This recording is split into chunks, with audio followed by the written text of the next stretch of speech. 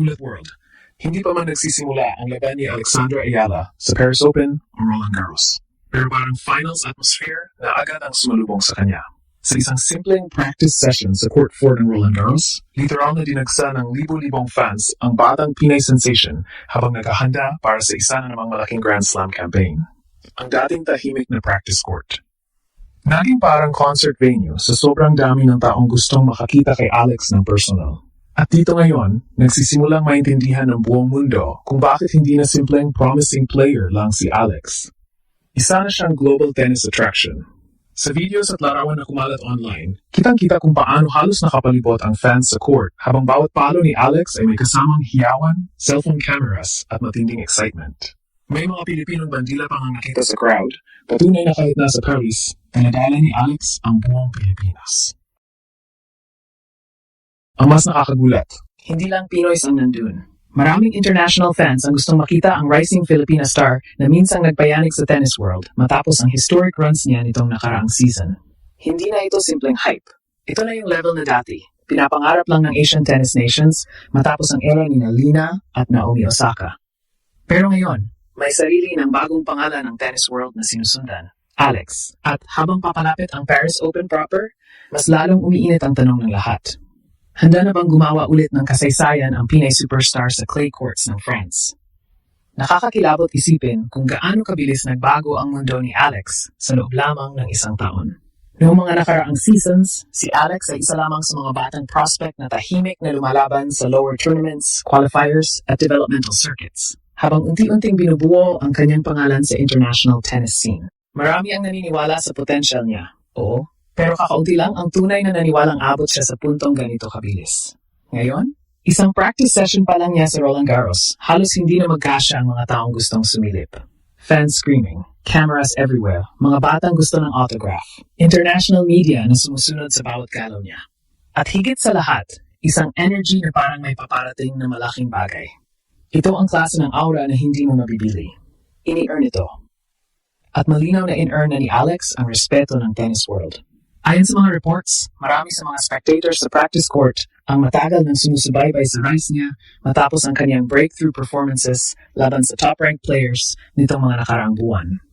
Mula sa kanyang fearless baseline game hanggang sa composure niya under pressure, maraming tennis fans ngayon ang naniniwalang hindi na aksidente ang pag-angat niya. Mas lalo pang lumaki ang attention matapos siyang maging isa sa pinakamataas na ranked Filipino tennis players sa kasaysayan ng WTA rankings. Sa murang edad, nakapasok siya sa elite conversation ng women's tennis, isang bagay na halos imposible isipin noon para sa Philippine tennis community. Pero ang pinakadelikado rito, mukhang nagsisimula pa lang talaga siya.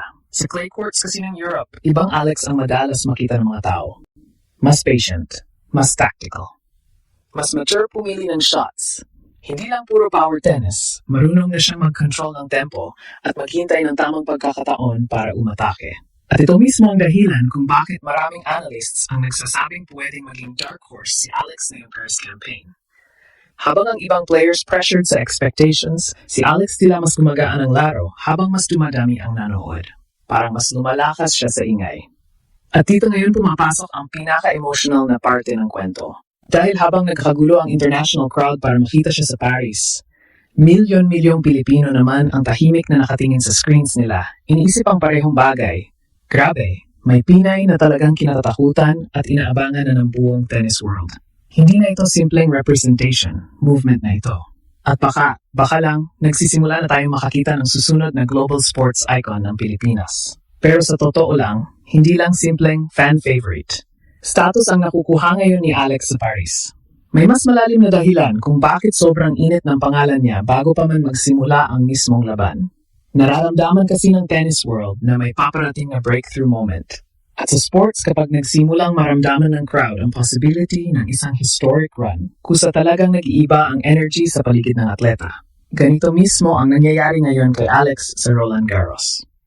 Habang nagtitraining siya sa clay courts ng Paris, kapansin-pansin kung gaano ka-focused ang kilos niya. Walang unnecessary drama. Walang pressure na nakikita sa body language. Parang sanay na siya sa spotlight kahit patuloy pang lumalaki ang attention na ibinibigay sa kanya. Ito ang isa sa pinakamapanganib na development para sa mga kalaban niya. Dahil ang batang player na relaxed habang lumalaki ang pressure, kadalasan iyon ang biglang sumasabog sa tournament.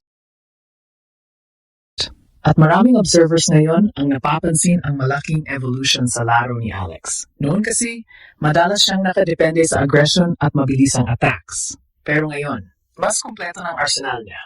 Mas mabigat ang topspin, mas controlled ang rallies, mas disciplined ang movement sa baseline, at higit sa lahat, mas confident na siyang makipagbakbakan sa mahahabang exchanges, bagay na sobrang importante sa clay court tennis. Ito yung klaseng transition na ginagawa ng mga future elite players. Hindi na raw basta junior champion vibes ang dala niya. Professional killer instinct na. Kaya hindi nakakapagtaka kung bakit maraming fans sa Paris ang halos hindi umalis sa practice session niya. Sa bawat rally kasi ni Alex, ramdam mo yung anticipation ng crowd. Yung pakiramdam na baka isa ka sa mga unang makasaksi sa susunod na malaking tennis superstar habang paakyat pa lang siya. At para sa mga Pilipino, ibang klaseng emosyon ito. Dahil sa loob ng napakaraming taon, bihirang-bihira tayo makakita ng Pinoy athlete na ganito kalaki ang impact sa global individual sport. Basketball? Oo, malakas tayo sa passion. Boxing? Naranasan natin kay Manny Pacquiao. Pero sa tennis, isang sport na traditionally dominated ng Europe at America, halos imposibleng makapasok sa elite conversation. Pero ngayon may Alex. At ang pinaka-nakakagulat, hindi siya mukhang kontento sa simpleng participation lang. Ramdam na ramdam sa aura niya na may target siya, may mission. At habang tumitindi ang ingay sa paligid niya sa Paris, mas lalo ring tumitindi ang possibility na baka ito na ang tournament na tuluyang magtutulak sa kanya sa next level ng superstardom. Kasi minsan sa sports, may mga moments na nagsisilbing warning signs sa buong mundo. Hindi pa man nagsisimula ang laban. Pero alam mo nang may espesyal na mangyayari.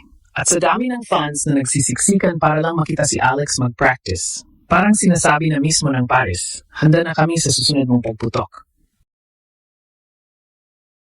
Habang papalapit ang opening matches sa Paris Open o Roland Garros, lalong umiinit ang spotlight kay Alex. Hindi na siya yung batang prospect lang na tahimik na nangangarap sa international stage. Ngayon, isa na siyang pangalan na inaabangan ng fans, media, at maging ng ibang players sa tour. At ang pinakamatinding parte rito, parang hindi pa talaga naabot ni Alex ang full potential niya. Sa bawat practice session, sa bawat sigaw ng crowd, at sa bawat Pilipinong proud na proud habang nakatingin sa kanya, mas lumalakas ang pakiramdam na may paparating na special na kabanata sa career niya. Paris feels different this time. Parang may bagong energy, parang may bagong belief. At kung magtutuloy-tuloy ang momentum na ito, baka hindi lang simpleng magandang tournament run ang masaksihan natin. Baka ito na ang simula ng tuluyang pagsabog ni Alex bilang isa sa pinakamalalaking global sports icons na ipinanganak sa Pilipinas.